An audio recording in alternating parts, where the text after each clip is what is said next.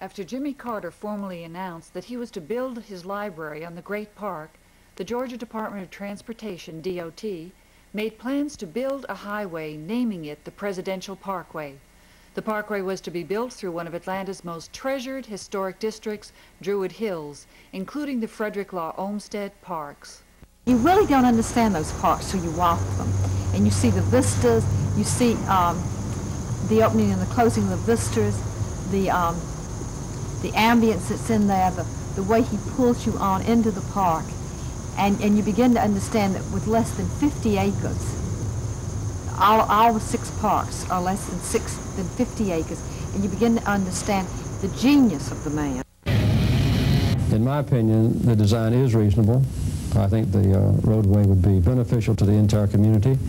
It would help to provide access to our library and center, and I have announced my support for it.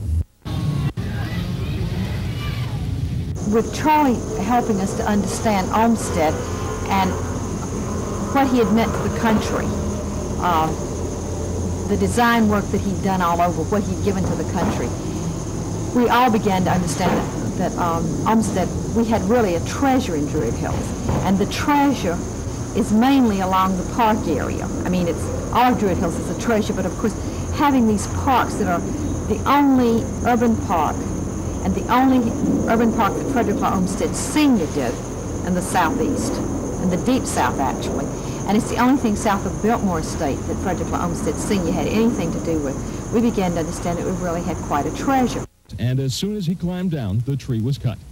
Hey, Bruce! Gonna do what? Paige Harvey came down much quicker, although no one had planned it that way. When workers cut down the tree next to her, she fell too. She was uninjured, but she was arrested. This protester climbed out of reach, so police called in a ladder truck. 5 protesters were jailed, 12 trees were toppled. The big ones were next. That's when City Council's John Lewis and Mary Davis stepped in. Do you think this may have saved the bigger trees, the older trees? Well, I think it saved them for an hour or so. In Atlanta, I'm Jim Schuler, Channel 2 Action News. Because Tom Moreland is a fine administrator, and I don't believe he'd want to spend the taxpayers' money starting over on the bidding process and continuing with this road. I think it's time that we abandon the project and use that money for other purposes that are a lot more meaningful to the state of Georgia and its people. Late this afternoon, a judge stopped construction. Don McClellan is at the Parkway site with a live report. Don? Monica, not much going on out here this afternoon or this evening except the sun setting behind me. But 2.5 months of work on the Presidential Parkway already had been completed when Judge Osgood Williams' order came down this afternoon. It came so quickly that they didn't have time to type it. As you can see, it was handwritten. But as an attorney for the plaintiff pointed out to me, it's only good for a week. Has scheduled another hearing for next Thursday at 10 a.m. and has directed the parties and their attorneys to do everything possible to have all the evidence we can possibly have ready next Thursday at the evidentiary hearing. When word came from the courthouse that the judge said, stop. Earlier, the State Transportation Board voted against pulling Shepherd Construction off the Parkway project, despite the latest alleged violation by Shepherd. Harold Shepherd admitted calling an officer of APAC Construction to see if APAC had any interest in bidding on the Presidential Parkway. Transportation Commissioner Tom Moreland said it was clear to him that Shepherd had violated the terms of its probation from an earlier bid-rigging conviction and was trying to gain an advantage in the Parkway bidding. It is being discussed widely in some circles that we're straining at a gnat, if you will, about a phone call that simply was not recorded. We think it is a serious matter. Serious enough to suspend Shepherd from bidding on future contracts pending a hearing Monday, but the commissioner did not think it was serious enough to pull Shepherd off the Parkway project because the commissioner says it would cost millions of dollars more to let the bid again. But that was this morning. Now Judge Williams has temporarily said stop. Parkway opponents say they are sick over the 300 trees that have already been cut down, but they say if they stop the road for good, they'll spend their time replanting rather than protesting. I have 0 federal funding dollars. So you won't stand to lose any money if we don't get the Parkway? I don't have anything but private contributions with which the library and the Carter Center are built. And when the library is finished, it'll be operated in perpetuity by the federal government, regardless of access roads. The Carter Center, which will be adjacent to the library but separate, will be owned and operated by Emory University. And it would have been stopped by now? Oh, if this road was any other road, it would have never been at this point. Active, I would say, since October '83 as president of Caution. I think what will be addressed specifically are the fraudulent transfer of title by the Atlanta City Council of the parkland on November 19, and the DOT's role in giving a contract for the Presidential Parkway to an ineligible bidder who had violated the terms of probation on at least 3 scores. And the relationship between the Shepherd Construction Company, the plant improvement company, and at that time anyway, Arrington Enterprises. I believe Arrington is out of the picture now. But that doesn't settle the other questions about the probation and why in the world Shepherd Construction Company was ever allowed to bid on the project at that time. You may know that Tom Moreland took the initiative to reduce the terms of debarment under the federal debarment. Shepherd Construction Company asked in early '83 for that term to be reduced and were flatly turned down by the Federal Highway Administration. And when you say debarment, you're talking about the time in which Shepherd Construction could go back to bidding on state projects? Well, in this case, it was federal projects. Okay. There are 2 kinds of entities there, and there are 2 suits, as you probably know. The total is $3 million restitution requirement, but the federal suit was a conviction of debarment for 34 months, which means if it had not been reduced at Mr. Moreland's request, would have meant they could not have bid on any project that entailed federal funds through until May of this year. Right. But Mr. Moreland took the initiative to get that debarment reduced.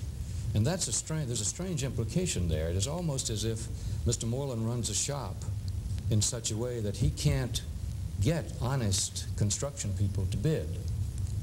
3 out of the 4 bidders on this project had been convicted of bid rigging.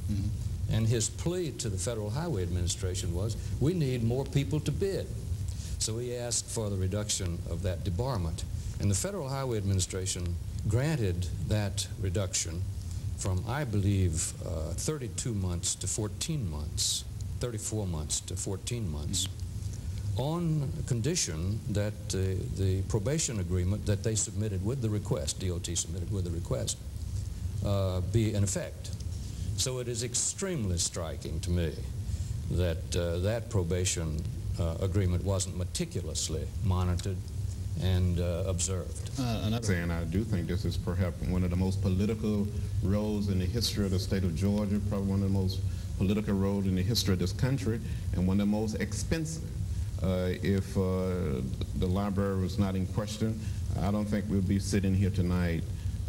President Carter called me on more than 1 occasion, at least 3 occasions, asking me to support this road. What will be addressed specifically are the fraudulent transfer of title by the Atlanta City Council of the parkland on November 19, and the DOT's role in giving a contract for the Presidential Parkway to an ineligible bidder who had violated the terms of probation on at least 3 scores. But you can't hold the city together on distrust and cynicism about public officials and their performance of duty.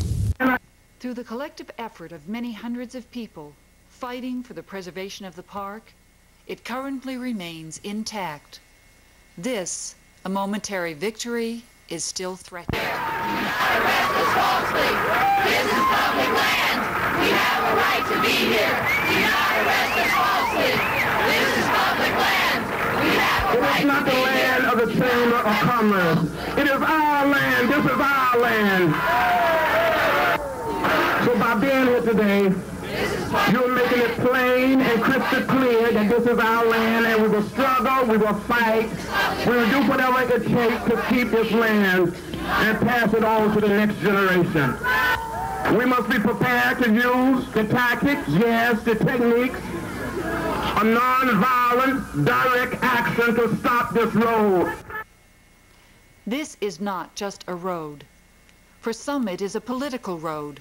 For others, a thoroughfare for human rights, a cry for honesty and integrity in government, a plea to keep our land and landmarks for ourselves and generations to come.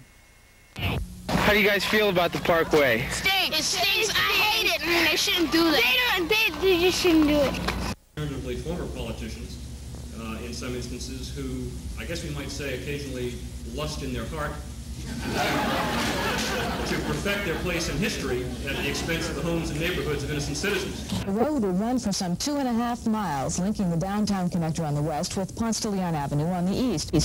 DOT head Tom Moreland defended the road this evening in an interview with Eyewitness News, saying it has been studied more than any other project he's seen in 30 years. All the agencies in the state government has now approved it. All the conceivable agencies one can get a hold of in the federal government have approved it, and I guess we'll see what the courts have to say about it. That's the testimony that you and Terry Adamson made in Judge Osgood Williams' courtroom, where you bragged about having a contract in the reception room in front of the mayor's office before you went in to preside at that meeting. Please explain that to me. That has to be a conflict of interest. Well, I really don't think that you heard the evidence. The evidence came up that I proceeded up the steps in front of the mayor's office, and allegedly Terry Adams said something to me. The hall, the field that day was some 250, 300 people. There were people there politicking me on the recognition issue. There was people there politicking me on the piggyback issue. There were people on the Presidential Parkway. I do not remember the conversation that allegedly took place between Terry Adams and myself. Again, let's go back. I abstained on 2 different occasions. And technically the code said you should abstain and disclose, and I was in technical violation with not disclosing, but I did abstain, in fact, and the abstention is not an affirmative vote. So if you don't cast an affirmative vote, I don't see how you have a conflict of interest. I mean, if I had in fact voted for it or voted against it, then I think I would have taken a position, then I would have been in violation of the city ordinance. So I do not think that I had a conflict of interest, and I've said that all along. I did not do anything to perpetuate my particular interest. I think another thing that has been blown out of proportion is that I read one article in the newspaper where Arrington Enterprise was awarded $1 million contract. It was not a $1 million contract. It was $889,000. And any contract of that particular nature, you have about a 5% net profit.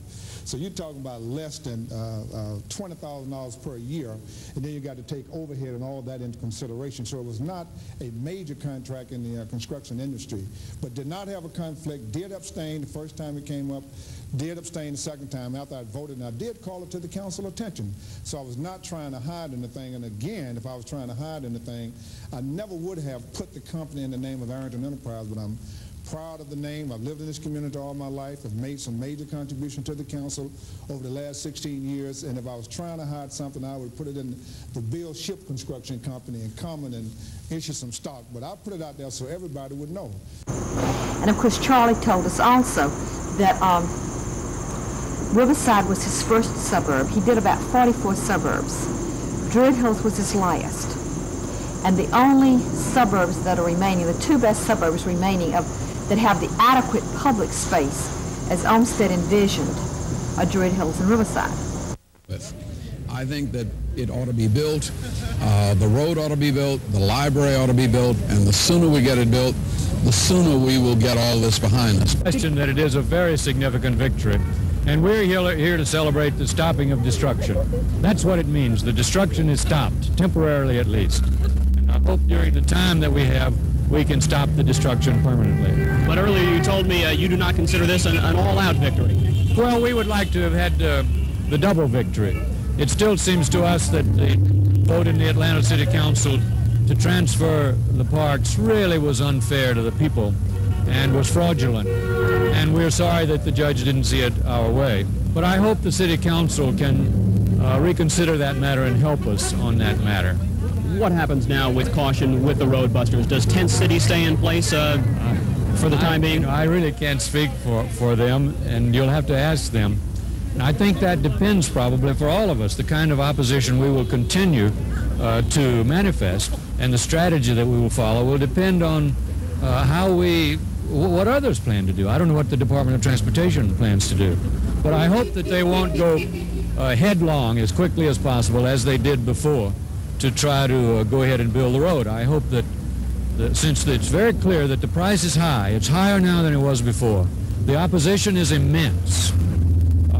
Questions in the City Council, questions in the DeKalb County Board of Commissions, questions in the state legislature, particularly the Fulton and DeKalb County delegation in the Senate, that what advantage is it to the future of the city to go forward with this kind of opposition and pay this kind of money to build a road that the people don't want here when there are acute needs in other sections of the state. I hope we can use the time to reconsider the entire project. Thank you.